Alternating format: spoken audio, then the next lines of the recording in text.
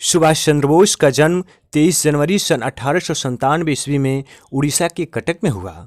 इनके पिता का नाम जानकीनाथ बोस एवं माता का नाम प्रभावती देवी था। कटक से प्राइमरी शिक्षा पूर्ण कर सन 1909 ईस्वी में उन्होंने रेवेनसा कॉलेजिएट स्कूल में दाखिला लिया।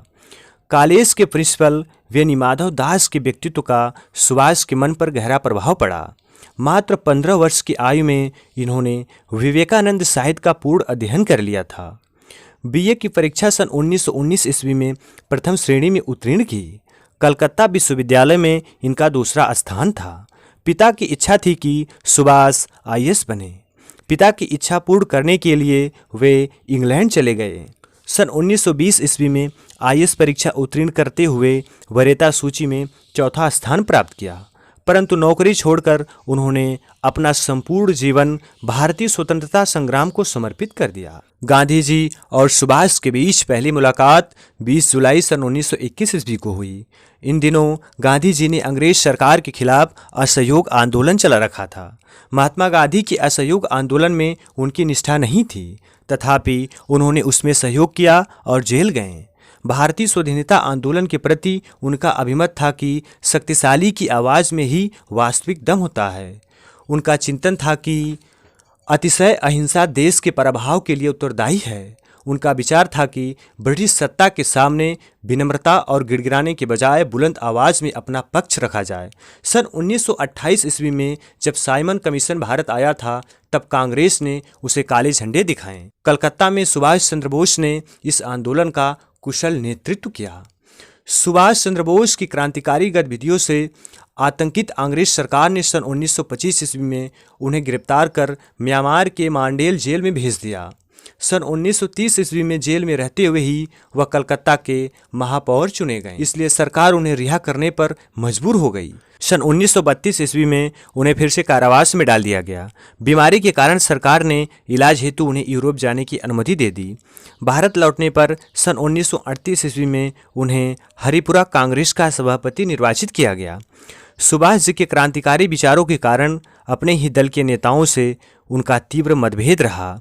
तीव्र अंतर्विरोध के बावजूद सन 1939 ईस्वी में उन्होंने कांग्रेस अध्यक्ष के चुनाव में पट्टाभी सीतारामैया को पराजित किया। उन्होंने अध्यक्ष पद से त्यागपत्र देकर 3 मई सन 1939 ईस्वी को फॉरवर्ड ब्लॉक नामक दल का गठन किया। सुभाष और उनके संगठन फॉरवर्ड ब्लॉक ने स्वाधीनता आंदोलन को और अधिक तीव्र करने के लिए जन जागरण का अभियान प्रारंभ कर दिया। उनके यूथ ब्रिगेड ने कलकत्ता स्थित हालवेट स्तंभ को रातों रात मिट्टी में मिला दिया। इसके फलस्वरूप अंग्रेज सरकार ने सुभाष सहित फॉरवर्ड ब्लॉक के प्रमुख नेताओं को बंदी बना लिया। बंदी रहते हुए उन्होंने सरकार को चेतावनी देते हुए पत्र लिखा, मुझे मुक्त कर दीजिए, अन्यथा मैं जीवित रहने से इनकार कर दूंगा।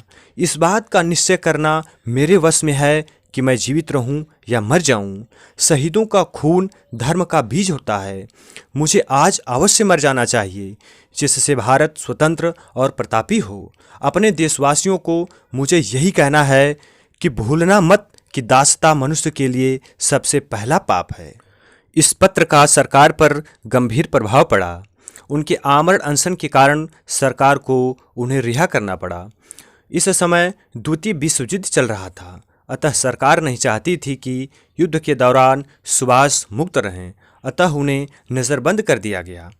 जनवरी सन 1941 ईस्वी में पुलिस को चकमा देते हुए वह वेश बदलकर गायब हो गए और जर्मनी पहुंच गए। दिसंबर सन 1941 ईस्वी में जापान ने अंग्रेजों के विरुद्ध युद्ध की घोषणा कर दी। 4 जुलाई सन 1943 ईस्वी को सुभाष चंद्र बोस ने आज़ाद हिंद फौज की कमान संभाली। आज़ाद हिंद फौज के सिपाही उन्हें नेताजी कहते थे। जय हिंद, दिल्ली चलो, लाल किला हमारा है, तुम मुझे खून दो मैं तुझे आज़ादी दूंगा आदि उनके जीवित नारे थे। जुलाई सन 1944 ईस्वी में सुभाष चंद्र बोस ने आज़ाद हिंद रेडियो पर बोलते हुए गांधी जी को राष्ट्रपिता संबोधित करते हुए कहा कि भारत की स्वाधीनता का आखिरी युद्ध शुरू हो चुका है।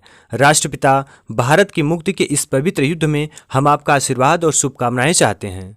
जापानी सेना के सहयोग से आज़ाद हिंद फौज ने अंडमान और निकोबार द्वीप पर विजय प्राप्त कर अंडमान का नाम शहीद द्वीप और निकोबार का नाम स्वराज द्वीप रखा। इसी क्रम में दोनों फौजों ने मिलकर इम्फाल और कोहिमा पर आक्रमण किया।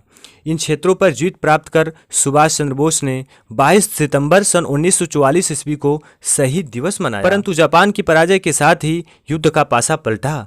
अंग्रेजों का पलड़ा भारी पड़ा और नेताजी को पीछे हटना पड़ा। माना जाता है कि 18 अगस्त सन 1945 ईस्वी को हवाई जहाज से मंचूरियन की तरफ जाते हुए वह लापता हो गए। 23 अगस्त सन 1945 ईस्वी को टोक्यो रेडियो ने बताया कि ताइहोकू हवाई अड्डे के पास उनका विमान दुर्घटनाग्रस्त हो गया, जिसमें वे बुरी तरह घायल हो गए और ताइहोकू सैनिक अस्पताल में उन्होंने दम तोड़ दिया। 18 अगस्त सन 1945 की यह घटना आज भी भारतीय इतिहास का अनुत्तरित रहस्य है। नेताजी सुभाष चंद्र बोस लेखक, सैनिक, दार्शनिक, राजनीतिज्ञ, कुशल प्रशासक, सेना नायक, वक्ता व भविष्य दृष्टा के रूप में बहुमुखी व्यक्ति के धनी थे। वह स्वभाव से आध्यात्मिक संत थे।